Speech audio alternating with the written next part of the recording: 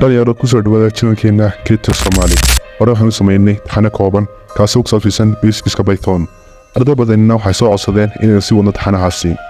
Waxaanu sameynaynaa inaynu casharadii tooska ahayd ku bedelno projects aynu dhisayno. kuwaas ardaydu ku baran karaan concepts cusub kuna heli karaan practice fiican. Okay, projectka koowaad aynu dhisayno waa guessing game oo ah game kooban kaasoo qofka isticmaalaya ku weydiin doono inuu qiyaaso number inta u dhaxaysa 1 ilaa 100. waxaanu siinaynaa qish yar kaasi oo ah in numberka saxda ah ka hooseeyo inuu dhaafay oo ka sareeyo. gudaha ayaad wax badan ku fahmaysaa keen aynu bilownay. Okay, ugu horeyn aynu soo furano PyCharm oo ah informatiga aynu ku isticmaalayno Python. markaad soo furato samee project cusub. haddii mid hore kugu jirayna waa okay inaad isticmaasho. kadibna sii dhex gala projectkaasi, kadibna koonahaasi taabo, right click si new taabo, kadibna Python file si dooro. magac u bixi, tusaalaha iminka waxaan ku qoraynaa game. Okay, kan naga laabadaba. waxaynu ugu horeyseynaa waa import random. Random waa module-na waa Python file ay ku jiraan codesku. waxaana ku jiri kara functions diyaarsan, classes iyo variables hore loo diyaariyey. waxayna naga caawiyaan inaynu habayn karno codeska dibna u isticmaali karno markaynu u baahanno. marka kuwan waa built-in modules oo macnaheedu waa hore ayaa loo diyaariyey. marka kan random ayaan soo qaadanayna. wax badan ayaynu isticmaali doonaa moduleska. Okay, moduleska isticmaalna maanta waa random, kadibna import taabo, random aynu soo geli. markuu random inoo soo galo waxaan sameynaynaa inaynu define garayno functionkii aan ku isticmaali lahayn gameka oo ah main function. kadibna define main function, kadibna hoos u deg int ku soo dhawow gameka oo wuxuu noqonayaa waxa ugu horeeya ee qofka u soo baxaya. Okay, ku soo dhawow gameka.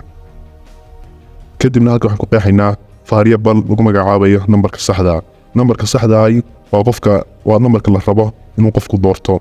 kadibna numberkaas waxaan ka dhigaynaa mid random ah oo aan hore loo garanayn.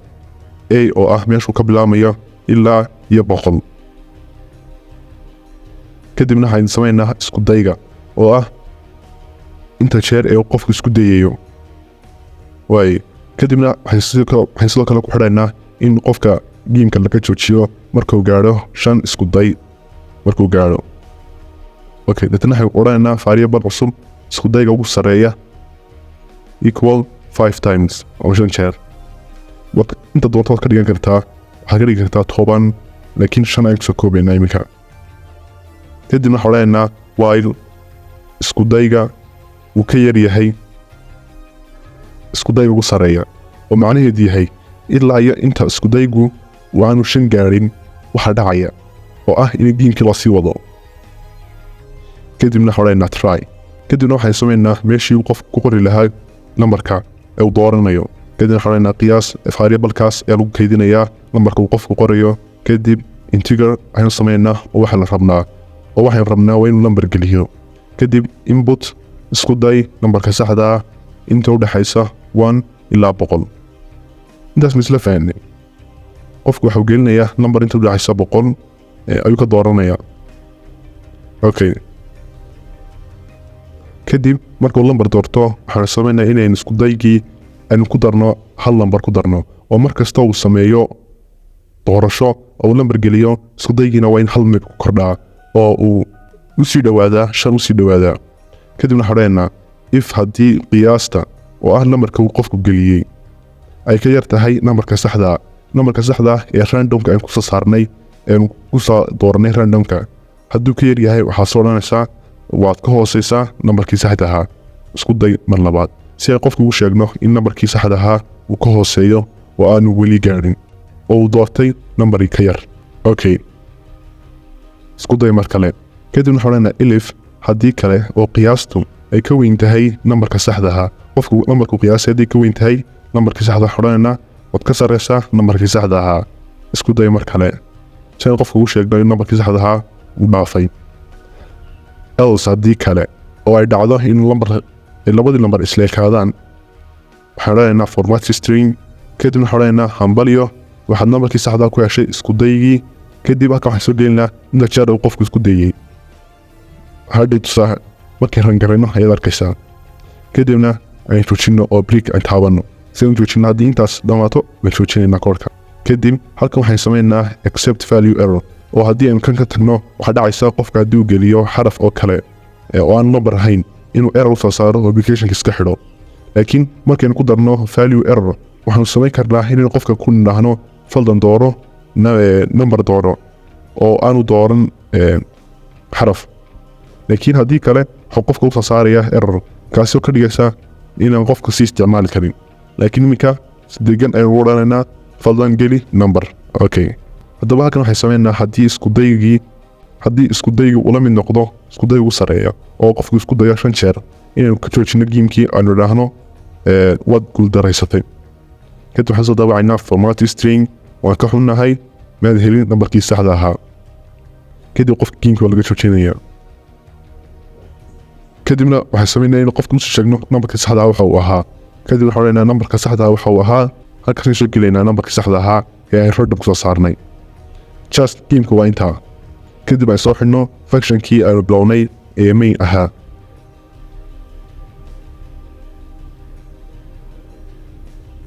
okay intaas ay ku dhammaystiran yahay aynu haddaba rangarayno halkan wax yar baa ka maqan aynu ku darno yaro qurxino okay riran taabo wakaa aynu lambar doorna haddaba okay aynu isku dayno markood waxaan gelaynaa tusaale ahaan kale 30 geli okay wuxuu noo soo saaray waa ka sarreysaa nambarkii saxda ah isku day mar kale okay mar labaad isku dayno 20 geli noo soo saaray waad ka sarreysaa waa weli okay 20 ku day waa ka sarreysaa 15 waa ka sarreysaa weli 10 okay waa nambarka kasii nigageyga 5 jeer noo soo saaray waan ka xunahay maad helin nambarkii saxda ahaa nambarkii saxda waxa ahaa 9 oo in yar baynu jirnay okay mar labaad isku dayno riran taabo kadib nambar qiyaas 10 dheh wow markii koowaad aynu helnay hambalyo waa heshay nambarkii saxda ahaa isku daygi koowaad ayaan ku helnay wow mar labaad isku day 20 geli may ka hooseysaa okay 30 waad ka hooseysaa weli ayaan gelinay tusaale kale halkan halka uu inoo soo saarayo faldan geli number waxaa inoo soo saari lahaa error laakiin waxaynu samaynay inaan inoo soo saarin error oo inoo soo saaro wax caadi ah oo la fahmi karo taasi oo ah faldan geli number halka inoo soo saari lahaa error waxaa inoo saaraya faldan geli number kadibna waxaynu garaynaa in meesha la gelinayo number mar labaad isku day kadibna waad kasaysaa nambarkii saxda ahaa kadibna waxaad gelinaysaa 9 okay kadibna waan khaladnay nambarkii saxda ahaa wuxuu ahaa 63 marka nambarada si random ah ayuu soo saarayaa oo waxaynu si qiyaasi karna maaha okay projectkeena intaas ay ku eegyahay waxaad samayn kartaa inaad projectga si balaariso waxyaabo badan ku darto access ahaan waxaad u qaadataan inaad projectga ku soo dartaan